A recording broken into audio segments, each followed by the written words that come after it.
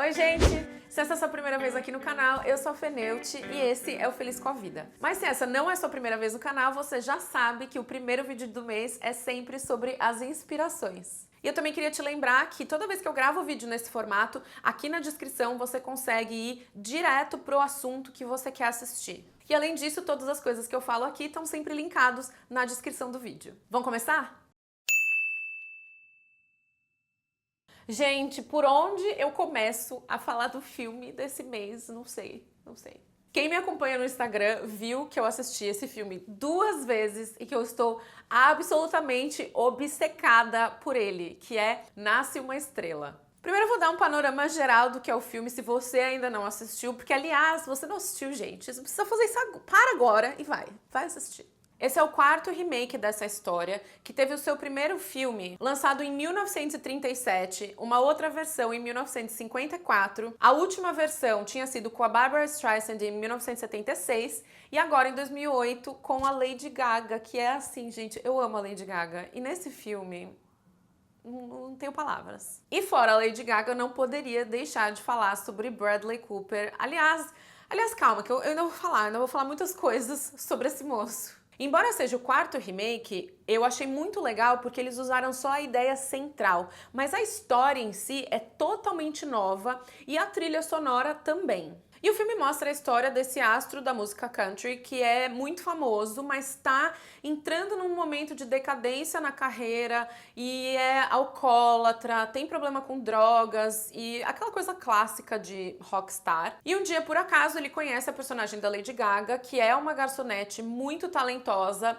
tá ali nos seus 30, 31 anos e ela quase que já desistiu de ser cantora, porque se acha muito velha, não se acha adequada. E aí é desse encontro dos dois que tudo começa. Só que, gente, o filme tem tantas camadas que poderiam ser exploradas que, juro, eu fiquei com dó quando ele acabou. Eu queria que ele durasse tipo 20 horas. Aliás, foi uma sensação estranha, assim, porque ele é um filme longo, né? Ele tem 2 horas e meia, mas tinham tantas coisas que eu queria saber que eu achei ele curto. Eu queria que ele tivesse sido mais longo. E eu queria falar com vocês sobre essas coisas que o filme me fez pensar, claro, sem dar nenhum spoiler pra vocês. Falando da história em si, eu amei a forma com que eles representaram o amor entre os dois, que era um amor que veio como resultado de muita admiração. Você conseguia perceber isso numa troca de olhar, num jeito de conversar. Um outro ponto super interessante, eu também achei, que foi mostrar que amor nem sempre é tudo que um relacionamento precisa para dar certo. Então, embora eles se amem muito, você consegue ver muitos traços de relacionamento abusivo no filme também. E isso mostra que, às vezes, por causa desse amor tão grande, a gente acaba ou ignorando ou fazendo vista grossa para esse tipo de abuso que a gente sofre. Eles conseguiram mostrar que mesmo pessoas com personalidades muito diferentes conseguem ter insegurança. Então, às vezes, a gente acha que a insegurança ela vem por um certo motivo, mas no filme os dois tinham as suas inseguranças e usaram um ao outro para superar algumas delas, mas isso também gerou uma codependência entre eles. Um dependia do outro de formas diferentes e isso eu queria ter visto mais, sabe? Eu queria que tivesse se desenrolado um pouco mais esse assunto, porque eu achei muito interessante. Fora a parte do relacionamento, também tinha essa coisa da nossa bagagem, né? O que a gente traz para um relacionamento, que vem desde a infância e que muitas vezes interfere na forma com que a gente se relaciona com os outros, mas a gente nem percebe. Enfim, gente, foi o que eu falei no começo. Tinham tantas coisas para serem desenroladas em relação a esse filme que eu adoraria ter visto um pouco mais, que eu queria que ele fosse uma série. Uma outra coisa que me chamou a atenção em relação ao filme é que eles fazem uma crítica clara à indústria pop como um todo, mostrando que muitas vezes não só talento é o que te leva pra frente, que você acaba tendo que ceder a coisas que você não gostaria. E eu acho que isso não vale só pra indústria pop ou a do entretenimento, mas como muitas indústrias por aí. O meu caso mesmo, aqui com o canal do YouTube, você tem que estar muito centrado naquilo que você quer e na visão que você tem para o futuro, para não cair na tentação de fazer o que o mercado inteiro está fazendo. Então eu me identifiquei muito com isso também. E aí, saindo um pouco da história, entrando na trilha sonora, eu achei que eles fizeram um trabalho incrível, porque eles construíram uma história complementar ao filme na trilha sonora. Então você consegue entender um pouquinho do que aconteceu, de como eles se encontraram e principalmente como a carreira dela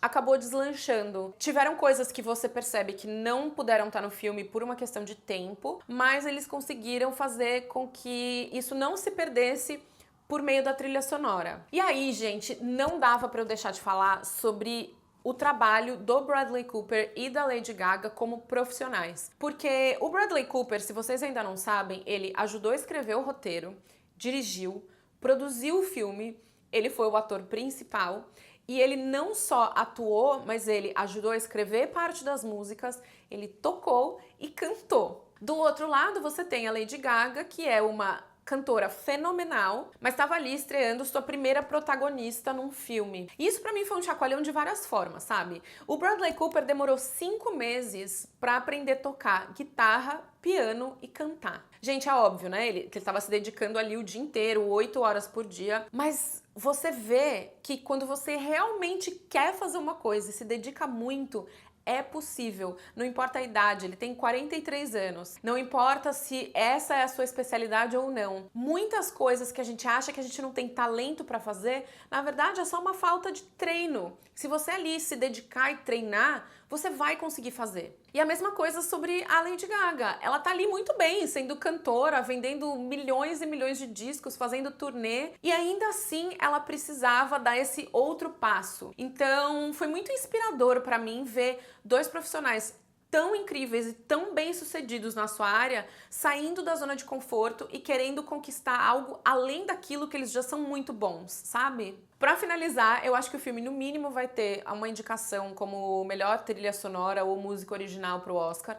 Eu acho que o Bradley Cooper provavelmente vai ser indicado como melhor ator. Esses dois, assim, eu vou ficar muito decepcionada se não for pelo menos indicado. Mas eu também gostaria muito que fosse indicado como melhor filme. Mas não sei, a gente vai ter que ver aí o que vai entrar nos próximos meses pra ter uma ideia um pouco melhor. Se você ainda não assistiu, faz isso, tipo, essa semana. Eu sei que tem muita gente viciada em Netflix, que começa a ver uma temporada de uma série e não consegue parar antes de terminar o último episódio. Eu tenho esse comportamento, só que eu não gosto de ter esse comportamento. Eu não gosto de ver que o meu final de semana se esvaiu e eu só fiquei assistindo série. Se você não se sente mal por isso, eu acho que não tem problema nenhum. Mas eu me sinto. Toda vez que eu me coloco assim, internada assistindo uma série sem parar, depois eu fico mal, sabe? Eu não sinto prazer, eu sinto quase que uma culpa. E por isso eu decidi dedicar o meu tempo a outras coisas que eu precisava fazer e propositalmente eu não assisti nenhuma série. Porque eu percebi que eu quase me forcei a assistir uma série só pra eu ter assunto aqui pra falar com vocês. Então, nem sempre a gente precisa assistir só porque lançou uma série nova, porque um amigo recomendou, mas a gente pode investir o nosso tempo em outras coisas também.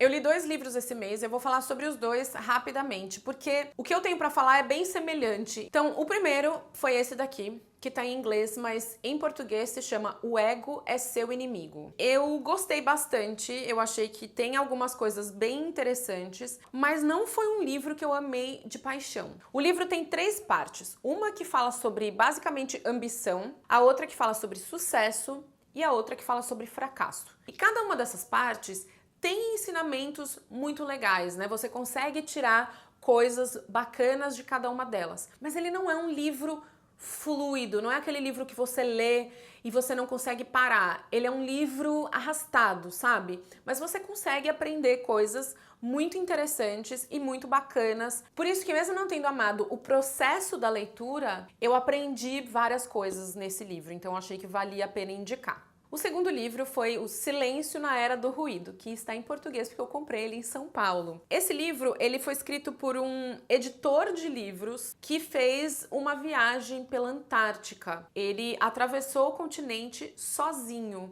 E por isso eu acho que o fato de ser um livro que fala sobre o silêncio, vindo de um cara que cruzou a Antártica sozinho, tem muita relevância, sabe? O cara ficou ali sozinho no meio do nada por um longo período pensando. Eu li esse livro em literalmente 2 horas, porque ele é muito fácil de ler. São 33 textos de 2, 3 páginas no máximo, então você termina um texto, já vai pro outro, já vai pro outro, já vai pro outro. Quando você percebeu, você leu o livro todo. Ele é um livro mais poético, mas que traz muitos questionamentos e ensinamentos sobre o silêncio, sobre o tédio, que eu acho assuntos muito importantes e pertinentes da gente trazer para nossa vida nessa era da informação, né? De que a gente não consegue ficar quieto, de que a gente precisa estar sempre interagindo com alguém, consumindo alguma coisa. Mas também não foi aquele livro que eu li e amei, sabe? Mas por ele ter me feito refletir bastante sobre o silêncio, que é uma coisa que eu tenho tentado cada vez mais incorporar à minha vida,